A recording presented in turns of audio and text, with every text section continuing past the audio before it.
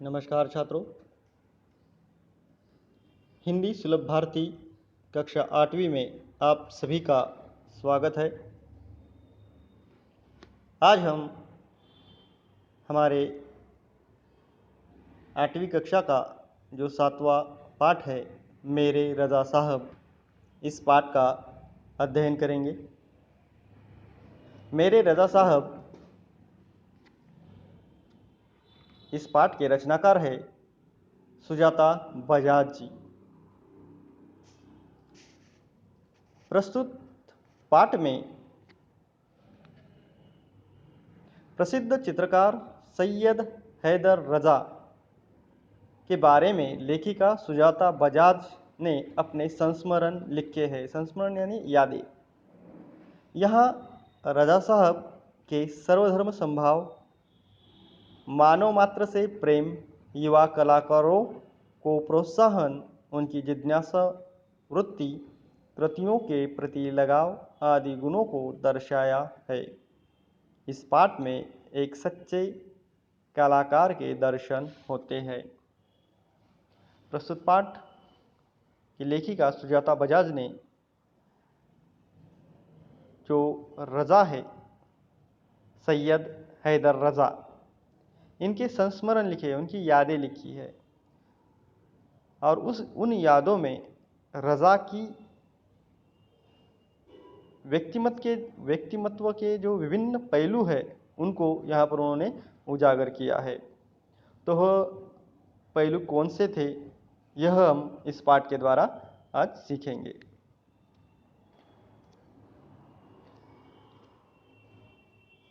23 जुलाई सुबह ही समाचार मिला, रजा साहब नहीं रहे। और यह सुनते ही मानस पटल पर यादों की एक कतार सी लग गई। नहीं रहे यानी उनकी इंतकाल हो गया, उनकी मृत्यु हो गई। मानस पटल यानी मन पर। पिछले फरवरी की ही बात है, मैं दिल्ली पहुंची थी अपनी गणपति प्रदर्शनी के लिए। सोच रही थी कि रजा साहब शायद अपनी व्हीलचेयर पर मेरी प्रदर्शनी के उद्घाटन के अवसर पर आ जाए। उद्घाटन यानी शुभारंभ। व्हीलचेयर पर वे चलते थे, मतलब व्हीलचेयर का वो अगर उपयोग करते हैं, इसका अर्थ वे क्या हो गए थे, उन्हें चलने के लिए अब वह उनमें शक्ति नहीं थी, मतलब उनकी जो उम्र है वह बहुत ढल चुकी थी। तो ऐसा उन्हें लगता था कि उनके उद्घाटन के लिए आ जाए, मतलब शुभारंभ करने के लिए वह आ जाए, ऐसा उन्हें लगता था। पर उस रात कुछ अनहोनी सी हुई। अनहोनी यानी जो पहले कभी नहीं हुई हो, ऐसी जो घटना होती है उसे अनहोनी कहा जाता है। पर क्या अनहोनी हुई? तो उस रात रजा साहब सपने में आए, मुझे उठाया, हमने बातें की, शो के लिए मुझे उन्होंने शुभकामनाएं दी। उस रात रजा साहब सपने में आए। किसके सपने में आए? सुजाता बजाज जी के सपने में आए। मतलब यह अनहोनी हुई। अनहोनी क्या हुई थी? मतलब अभी तक ऐसी कभी कोई बात नहीं हुई, ऐसी कोई घटना नहीं हुई थी, पर आज यह घटना हुई कि उनके सपने में वे आए और आकर उन्होंने क्या किया, उन्हें उठाया और उनसे बहुत सारी बातें की, शो के लिए शुभकामनाएं दी और कहने लगे, सुजाता एक बार मुझसे मिलने आ जाओ, अब मैं जाने वाला हूँ। इसके बाद तो रुकना मुश्किल था। देखो, कोई चहेता आप जैसे बहुत प्यार करते हैं, ऐसा अगर इंसान आपके सपने में आता है, आपसे बातें करता है और आपको कहता है कि मुझसे मिलने के लिए आओ, मैं जाने वाला हूँ, तो निश्चित ही कोई भी व्यक्ति वहाँ पर रुक नहीं पाएगा। उसे मिलने के लिए क्या करेगा? दौड़कर उसके पास चला जाएगा। और ऐसे ही सुजाता बजाज भी अब वहाँ रुकना उनके लिए मुश्किल हो गया था और मैं पहुँच गई उनसे मिलने। मतलब सुजाता बजाज जो है वह उनसे मिलने पहुँच गई। वे अस्पताल में शून्य की तरह लेटे हुए थे। शून्य की तरह यानी अचेत, यानी हलचल नहीं थी, मतलब वह बहुत ही कमज़ोर हो गए थे। मैंने उनके हाथों को छुआ, लेखिका ने उनके हाथों को छुआ, सिर्फ सांस चल रही थी, अलविदा कहकर लौट आई। मतलब अब उन्हें मालूम हो गया था कि अब रजा ज़्यादा दिन के मेहमान नहीं है। सिर्फ उनकी सांसें चल रही थी, इसलिए उन्होंने अलविदा कहा, मतलब विदा ली उनसे, और वे दुख भरे मन से वहाँ से लौट आई। रजा अब यहाँ से वे उनके बारे में संस्मरण लिख रही है, मतलब एक एक व्यक्तिमत्व के पहलू हमारे सामने वह उजागर कर रही है। रजा साहब अपने धर्म के साथ साथ उतने ही हिंदू धर्म और ईसाई भी थे। उनके स्टूडियो में गणपति की मूर्ति, क्रॉस, बाइबल, गीता, कुरान, उनकी माँ का एक फ़ोटो, गांधी जी की आत्मकथा, वे भारत से लाई हुई मोगरे की कुछ सूखी मालाएं, सब एक साथ रखा रहता था। वे गणेश को भी पूजते थे और हर रविवार को सुबह चर्च भी जाते थे। और इस पंक्तियों से हमें रजा का कौन सा, उनके व्यक्तिमत्व का कौन सा पहलू दिखाई देता है? सर्वधर्म समभाव, मतलब वे सभी धर्मों को मानते थे। मतलब गणपति की मूर्ति माने का अर्थ है वह हिंदू धर्म को मानते थे। क्रॉस और बाइबल ये क्रिश्चियन धर्म के, बाइबल या क्रिश्चियन धर्म का ग्रंथ है और क्रॉस उनका चिन्ह है, उसे भी वह मानते थे। कुरान को भी वह मानते थे, मतलब मुस्लिम धर्म है उसे भी वह मानते थे। हिंदू, मुस्लिम और ईसाई या क्रिश्चियन, इन सभी धर्मों को वह मानते थे। और वह गांधी जी की आत्मकथा रखते थे, यानी वह अहिंसा के भी पुजारी थे। मतलब इन गुणों से हमें पता चलता है कि वह सर्वधर्म समभाव में विश्वास रखते थे। फिर आगे का गुण देखते हैं, आगे का उनका पहलू क्या है। एक दिन, मतलब यह संस्मरण है, एक एक यादें हैं उनकी, मतलब यह एक पहली याद हो गई। अब दूसरी याद क्या है उनके बारे में देखिए। एक दिन जहांगीर आर्ट गैलरी में प्रदर्शनी देखते हुए किसी ने कहा, अरे यह तो यच रजा है। मैं एकदम सावधान हो गई, क्योंकि मेरी सूची में उनका भी नाम था। सूची यानी यादी। मैंने उनके पास जाकर कहा, रजा साहब आपसे बातें करनी है। वे देखते ही रह गए। उन्होंने मुझे इंटरव्यू दिया, वार्तालाप, इंटरव्यू यानी मुलाकात दी। बहुत सारी बातें हुई। अचानक मुझसे पूछने लगे कि आप और क्या क्या करती है। मैंने कहा, मैं कलाकार हूँ, पेंट करती हूँ। वे तुरंत खड़े हो गए और कहने लगे, चलो तुम्हारा काम देखते हैं। मैं सोच में पड़ गई। मेरा काम तो पुणे में है, मतलब जहांगीर गैलरी वह बम्बई में है और उनका जो काम था वह कहाँ था? पुणे में है। उन्होंने उन्हें बताया तो वे बोले, चलो पुणे। ताज होटल के सामने से हमने टैक्सी ली और सीधे पुणे पहुँचे। उन्होंने मेरा काम देखा और फिर कहा, आपको पेरिस आना है, आपका भविष्य बहुत उज्जवल है। अब यह एक छोटी सी घटना है, एक संस्मरण है सुजाता बजाज जी का। तो इस संस्मरण से हमें क्या बोध होता है? कौन से व्यक्तिमत्व का बोध होता है रजा जी का, रजा साहब का? कि वह युवा कलाकारों को प्रोत्साहन देते थे। अब जो बजाज थी, सुजाता बजाज, वह एक नई कलाकार थी उन दिनों। और जब वार्तालाप करते हुए जब उन्हें पता चला कि वे भी एक पेंटिंग बनाती है, तो वह कुछ क्षण के लिए भी रुके नहीं और तुरंत उसकी पेंटिंग देखने के लिए, उसे सराहने के लिए उसके साथ पुणे चले आए। मतलब बम्बई से उन्होंने प्रवास, जो सफ़र है वह कहाँ किया? पुणे के लिए किया। मतलब इससे हमें यह पता चलता है कि वह दूसरों को प्रोत्साहन देते थे, अच्छे काम करने वालों को क्या करते थे? हौसला देते थे, आगे बढ़ने के लिए प्रेरित करते थे। यह गुण हमें इस संस्मरण से मिलता है। छोटी से छोटी बात भी उनके लिए महत्वपूर्ण हुआ करती थी। बड़ी तन्मयता और लगन से के साथ करते थे सब कुछ। तन्मयता यानी एकाग्रता, लगन।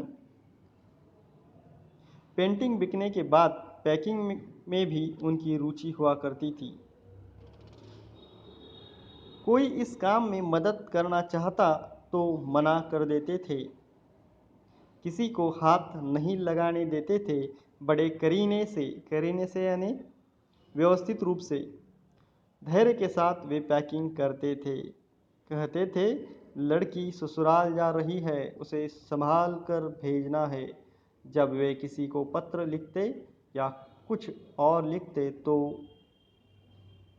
थे तो मत पूछिए, हर शब्द हर पंक्ति को नाप तौल कर लिखते थे। फूल उन्हें बहुत प्यारे लगते थे। अब इस संस्मरण से हमें क्या बोध होता है? इस संस्मरण से हमें बोध होता है कि रजा साहब हर चीज़ बहुत ही तन्मयता से मतलब एकाग्रता से करते थे। किसी भी चीज़ को हल्के में नहीं लिए करते थे। हर चीज़ के लिए वे समय निकालते थे और बहुत ही तन्मयता से एकाग्रता से वह कार्य पूर्ण करते थे। करीने से करते थे मतलब व्यवस्थित रूप से करते थे हर चीज़। मतलब छोटी से छोटी चीज़ भी उनके लिए बहुत महत्वपूर्ण होती थी, ऐसा यहाँ प्रतीत होता है। जब वह पेंटिंग खरीदते थे, उनकी पेंटिंग का प्रदर्शन होता था और उसमें बोली लगाकर लोग क्या करते थे, उनकी जो पेंटिंग है वह खरीद लेते थे। खरीदने के बाद सिर्फ पैसे मिल गए हैं, अब ऐसा उनकी सोच नहीं थी। तो वह पेंटिंग उनके लिए उनके लड़की के समान थी। किसी भी पिता को अपनी लड़की बहुत ही प्यारी होती है, उसी प्रकार रजा साहब को भी उनकी पेंटिंग सबसे प्यारी होती थी। और जब वह बिक जाती थी तो वह उसकी पैकिंग करते थे और उस पैकिंग के समय किसी को भी उस पेंटिंग को हाथ नहीं लगाने देते थे। वे स्वयं ही उसे अच्छी तरह से पैक करके वह क्या करते थे, उसे भेजते थे। और क्या कहते थे कि यह दुल्हन है, उसे संभाल कर ही भेजना चाहिए। जब पत्र लिखते थे तो हर एक शब्द सोच समझकर नाप तोल कर वह लिखते थे। मतलब हर छोटी से छोटी चीज़ को वह महत्व दिया करते थे। यह उनका व्यक्तिमत्व का पहलू हमें यहाँ पर उजागर होता है। ठीक है, अब अगला संस्मरण क्या है उनके बारे में हम देखते हैं सुजाता बजाज जी का। मुझे याद है 22 अक्टूबर 1888 को मैं लंदन से पेरिस के गार्दिनो स्टेशन पर ट्रेन से पहुंची थी। रजा साहब स्टेशन पर मेरा इंतज़ार कर रहे थे। ट्रेन लेट थी पर वे वहीं डटे रहे। मुझे मेरे हॉस्टल के कमरे में छोड़कर ही वे गए। अब देखिए यहाँ पर कौन सा गुण उनका दिखाई देता है कि वे प्रोत्साहन सिर्फ किसी को देते थे ऐसा नहीं, तो वह उनका जो शब्द है, उनका जो वचन है, वह भी पूरा करते थे। पहले ही मुलाकात में सुजाता बजाज जी को रजा साहब ने क्या कहा था कि तुम पेरिस आओ, तुम्हारा भविष्य कैसा है वहाँ पर, उज्जवल है। अर्थात तुम्हारी वहाँ पर जो तुम्हारी पेंटिंग है उसे खरीदने वाले या उसके बारे में रुचि रखने वाले लोग वहाँ पर है, ऐसा उनका मानना था। इसीलिए वे कह रहे थे कि तुम कहाँ आओ, पेरिस में आओ। तो फिर लेखिका भी उनके कहने पर 22 अक्टूबर 1988 को लंदन से कहाँ गई, पेरिस गई। कैसे गई, गार्दिनो स्टेशन पर ट्रेन से वह वहाँ पर पहुँची थी। तो वहाँ पर पहले से ही रजा साहब उनका इंतज़ार कर रहे थे। पर दुर्भाग्यवश उस दिन ट्रेन बहुत लेट थी। पर ट्रेन लेट है ऐसा सोचकर वह वहाँ से चले नहीं गए, क्योंकि उन्होंने सुजाता बजाज जी को वचन दिया था कि वह उनसे मिलने या उनके लिए ही वह वहाँ पर आई थी, रजा साहब के कहने पर आई थी। यह बात उन्हें अच्छी तरह से याद थी, इसलिए वह वहाँ पर डटे रहे। और जब ट्रेन आई तो वह उन्हें लेकर हॉस्टल के कमरे तक छोड़कर ही वे वापस गए। मतलब यहाँ पर हमें पता चलता है कि वे कितने शब्द को महत्व देने वाले, वचन को पक्के ऐसे इंसान हमें दिखाई देते हैं। मतलब एक बार किसी का हाथ थाम लिया जाए तो उसे अंत तक साथ देना, यह उनका यहाँ पर हमें गुण दिखाई देता है। अगला संस्मरण क्या है देखिए। एक दिन मैं बीमार होकर अपने कमरे में पड़ी थी। रात 11 बजे रजा साहब मेरे लिए तवा भारतीय रेस्टोरेंट से खाना पैक करवा कर पहुँच गए। मेरे घर वालों को फ़ोन करके कहा, आप लोग चिंता न करें, मैं हूँ पेरिस में सुजाता की चिंता करने के लिए। अब यहाँ पर कौन सा गुण दिखा रहे, देखो एक बार ऐसा हो गया कि वह सुजाता बजाता पेरिस में अच्छी तरह से सेटल हो गई थी। तो एक बार वह बीमार हो गई, तो बीमार होने के बाद रात 11 बजे वह जब उन्हें पता चला कि सुजाता बीमार है, तो वह उन्होंने क्या किया, तो पहले उनके लिए दवा खरीदी, औषधियाँ खरीद ली और भारतीय रेस्टोरेंट से, मतलब सुजाता बजाज अन्य रेस्टोरेंट से, पेरिस में तो वहाँ का जो खाना होता है पर वह खाना उन्हें पसंद नहीं था, तो इसीलिए उन्होंने क्या किया, भारतीय रेस्टोरेंट से खाना पैक करवाया खाना लेकर, वे कहाँ आ गए, उसके घर पर आ गए, सुजाता बजाज के घर पर आ गए।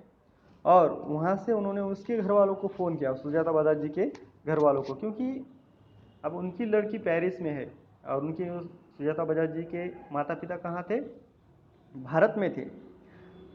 अब अपनी बेटी बीमार है यह सोचकर उनके माता पिता को सुजाता के बारे में बहुत ही चिंता हो रही थी। तो रज़ा साहब ने क्या किया, उन्हें फ़ोन लगा कर कहा कि आप सुजाता की किसी भी प्रकार की चिंता न करें, उसके लिए मैं यहाँ पर हूँ, उसकी देखभाल करने के लिए मैं यहाँ पर, और उसकी चिंता करने के लिए मैं यहाँ हूँ, आप किसी भी प्रकार की चिंता न करें। ऐसा फ़ोन उन्होंने उनके माता पिता को किया। अब इससे क्या पता चलता है, कौन से व्यक्तिमत्व का बोध होता है, तो एक अच्छे पालक तत्व का बोध होता है। मतलब वह सुजाता को अपनी बेटी के समान मानते थे, उसका पालन पोषण करना, उसकी फिक्र करना, यह एक पिता का कर्तव्य है। इस भावना से वे उसके साथ रहते थे, मतलब एक पिता के समान उन्होंने उससे क्या करते थे, ख्याल रखते थे। यह संस्मरण सुजाता बजाज जी हमारे सामने प्रस्तुत कर रही है। अगला संस्मरण देखते हैं।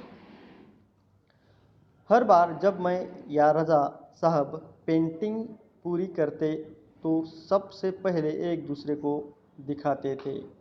दोनों एक दूसरे के ईमानदार समालोचक थे। समालोचक का अर्थ क्या है, किसी वस्तु के गुण दोष बताने वाला।